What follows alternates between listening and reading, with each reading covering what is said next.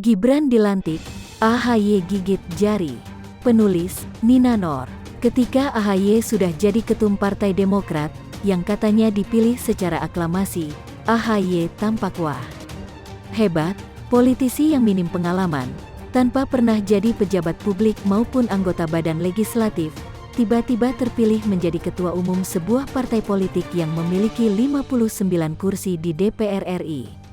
Nama AHY juga kerap dimasukkan dalam daftar Capres 2024 oleh para lembaga survei. Walaupun hasilnya di urutan bawah-bawah, yang penting kan dapat nama, dapat citra. Mungkin karena itu, AHY nampak santai-santai saja. Menjelang Pilkada 2020, ternyata AHY tidak akan ikut dalam Pilkada. Mungkin gengsi ya, karena namanya sudah identik dengan Capres. Padahal karir politik itu sangat bagus jika dimulai dari bawah. Berhasil atau gagal, ya enggak apa-apa, yang penting eksis dulu di dalam kompetisi. Sementara itu, anak dan menantu Presiden Jokowi, anak Wakil Presiden Kiai Haji Ma'ruf Amin, dan keponakan Prabowo ramai-ramai berkompetisi di Pilkada 2020. Kalah menang sebenarnya tidak jadi masalah. Toh baru mencoba pertama kali. Namun mereka sudah tampil dan memaparkan visi misi layaknya seorang pejabat publik. Anggap saja Pilkada 2020 mengasah kemampuan mereka dalam politik. Belajar secara mandiri mengatasi segala serangan lawan politik. Menang, walaupun tidak menang. Itulah yang terjadi pada anak Ma'ruf Amin dan keponakan Prabowo. Mereka tidak menang, namun sudah melewati sebuah ujian dan mampu bertahan. Pengalaman nambah, kemampuan terasah. AHY, kayaknya masih ngarep dikasih jabatan menteri sama Presiden Jokowi hehehe. Menjelang Pilkada 2020, AHY memang nampak berkunjung ke berbagai daerah di mana Demokrat mengusung calon di sana. Yang dapat nama tetaplah calon yang diusung Demokrat. AHY ya tetap AHY, nggak dapat apa-apa. AHY hanya sekali ikut Pilgub DKI Jakarta dulu, ketika dia masih sangat hijau. Maunya langsung jadi gubernur, bukannya dari level bawah dulu. Ya susah. Terus ketika Presiden Jokowi memulai jabatannya di periode kedua, AHY nampak lobi sana-sini. Dengan harapan dapat jabatan menteri. Ya tetaplah nggak dapat juga. Masih mending Sandiaga jadi menparekraf. Setidaknya Sandiaga sudah terasah di Jakarta dan di Pilpres 2019. Lain AHY, lain Gibran. Gibran akhirnya memutuskan terjun ke dunia politik. Gibran bukan anak kemarin sore. Sudah biasa jadi pemimpin di beberapa perusahaannya. Pegawainya ribuan. Gibran juga sering mengendorse produk UMKM daerah. Terkenal di medsos. Ada kontribusi yang sudah dilakukan Gibran, tanpa melihat bahwa dia adalah anak presiden.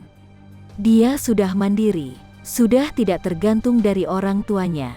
Kebetulan saja partai mereka sama, PDIP. Dan satu lagi, serangan masif dari lawan politik Presiden Jokowi juga kadang mengenai Gibran.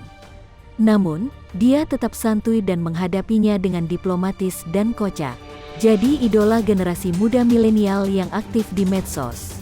Sementara Gibran bertarung sendiri di Pilkada Solo dan menang.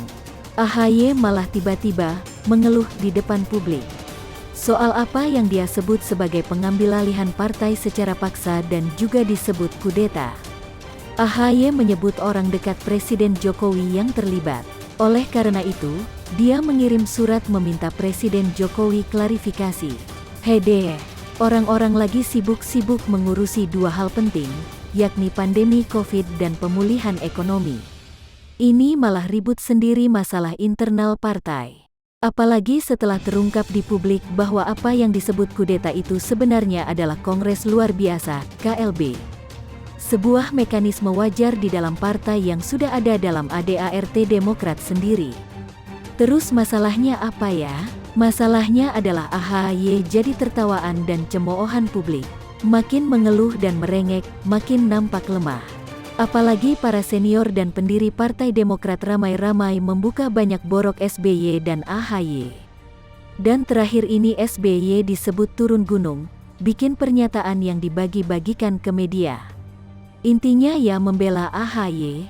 Sementara AHY terlihat bagai anak yang sedang berlindung di ketek bapaknya, Gibran dilantik menjadi wali kota Solo hari ini. Sesudah dilantik, Gibran langsung tancap gas. Langsung terjun ke lapangan, blusukan, kerja, dan kerja. Gibran dan wakilnya Teguh langsung mengawal proses vaksinasi COVID-19 untuk para pedagang di Pasar Gede dan Pasar Klewer, Solo. Sesudah melakukan ibadah sholat Jumat nanti, Gibran melanjutkan agenda di Mapolresta Surakarta. Kemudian agendanya ditutup dengan mengunjungi Palang Joglo. Di lokasi yang terkenal macet ini akan dibangun flyover, sebagaimana sudah diusulkan ke Kementerian PUPR. Sumber-sumber Gibran dihadapkan dengan rentetan pekerjaan, tantangan yang memang dia harapkan dan akan dikerjakan sebagai wali kota Solo. Banyak kesempatan buat Gibran menunjukkan kinerja dan prestasinya di depan publik. Hasil tidak akan mengkhianati kerja keras. Itu sudah dicontohkan oleh Presiden Jokowi, yang sudah punya rekor tidak pernah kalah dalam 5 kali pemilu. Gibran siap kerja. Membaca perbedaan sikap Gerindra ke Ali dan Fadli. Penulis, Jaya Surbakti. Saya yakin, semua kader Gerindra menyadari bahwa mereka punya junjungan Anies di DKI, dan juga punya junjungan Jokowi di skala nasional. Tidak bisa dibantah dan tidak bisa diberikan alasan bahwa Anies adalah dukungan penuh, namun Jokowi tidak. Selama mereka setuju masuk ke dalam kabinet, apalagi bukan cuma kader biasa, tapi capres dan cawapresnya sekaligus, itu artinya mereka juga mendukung Jokowi secara penuh, sebagaimana layaknya mereka mendukung Anies di DKI secara penuh. Itu sudah bulat. Hampir. Hanya 2 orang yang sengaja berbeda, atau disuruh berbeda. Ali Lubis untuk skala provinsi, dan Fadli Zon untuk skala nasional. Pertanyaannya, wajarkan hal seperti itu? Wajar saja selama mereka, Gerindra, mengklaim itu adalah pendapat pribadi. Walau tidak bisa dipungkiri, alasan pendapat pribadi hanyalah kamuflase untuk tujuan politik yang lain. Mungkin untuk menjaga suara, mungkin juga untuk bermain di politik 2 kaki. Condong ke oposisi, iya. Ngelendot ke koalisi, ho-oh. Namun menjadi tidak wajar saat ada perbedaan menyikapi keduanya. Kepada Fadli Zon, sekeras apapun dia menyerang Jokowi, Gerindra diam saja. Hanya sekali saya terdengar mereka bilang itu adalah pernyataan pribadi Fadli, bukan mewakili suara Gerindra. Tapi mereka tidak pernah sekalipun melemparkan teguran, apalagi sanksi kepada Fadli. Berbeda dengan Ali, padahal baru sekali dia menyerang Anies, Gerindra langsung reaktif. Selain menerangkan bahwa itu hanya pernyataan pribadi Ali, bukan suara partai, mereka juga langsung memberi sanksi berupa teguran dan kartu tarot kepada Ali. Kenapa bisa berbeda sikap Gerindra kepada Ali dan Fadli? Timbul tanda tanya. Kenyataannya, memang hanya Partai Gerindra yang tahu mengapa mereka bersikap mendua, berkaitan dengan 2 kader yang sama-sama memberikan pernyataan pribadi untuk menyerang pihak yang jelas sedang didukung oleh mereka sendiri. Namun, sebagai warga yang sudah sering memperhatikan bagaimana cairnya politik negeri ini, kita jangan sampai terjerumus ke dalam permainan seperti ini. Cukuplah orang emosian dalam berpolitik saja, yang mengira bahwa politik itu, kalau bukan mendukung, ya harus menentang, atau sebaliknya.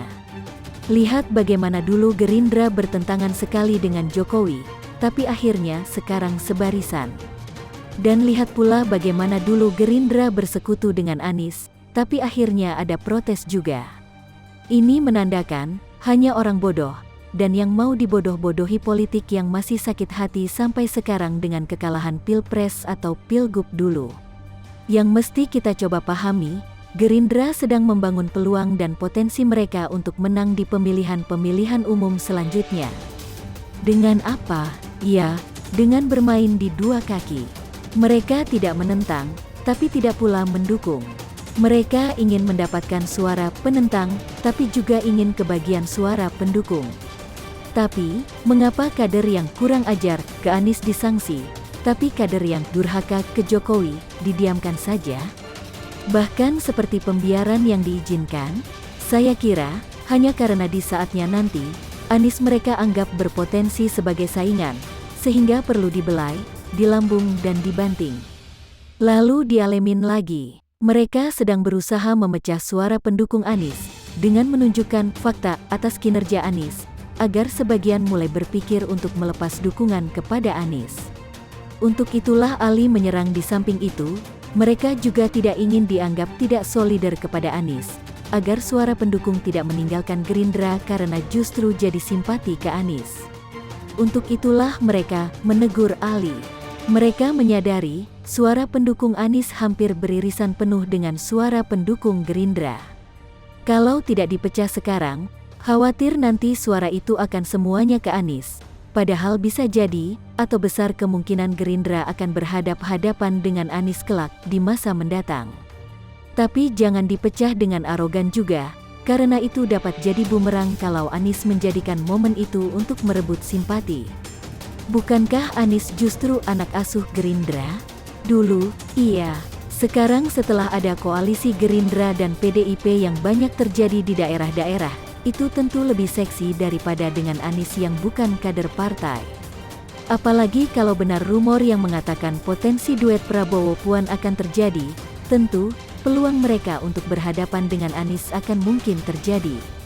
Sedangkan dengan sikap Fadli ke Jokowi, sudah tinggal untungnya saja. Di luar kelakuan Fadli, Gerindra akan mendapatkan dukungan PDIP karena pasangannya tentu orang PDIP, kalau benar rumor itu. Menyerang Jokowi hanya akan mempertahankan suara pendukung mereka di 2 pilpres sebelumnya. Sehingga tidak perlu disangsi orang yang menyerang Jokowi. Dan, hal itu tidak akan mengurangi dukungan PDIP nanti saat mereka berkoalisi. Memang, mungkin begitulah cara berpolitik Gerindra. Hanya saja, hati-hati Fadli, saat tiba saatnya nanti, tidak ada tempat untuk mendua.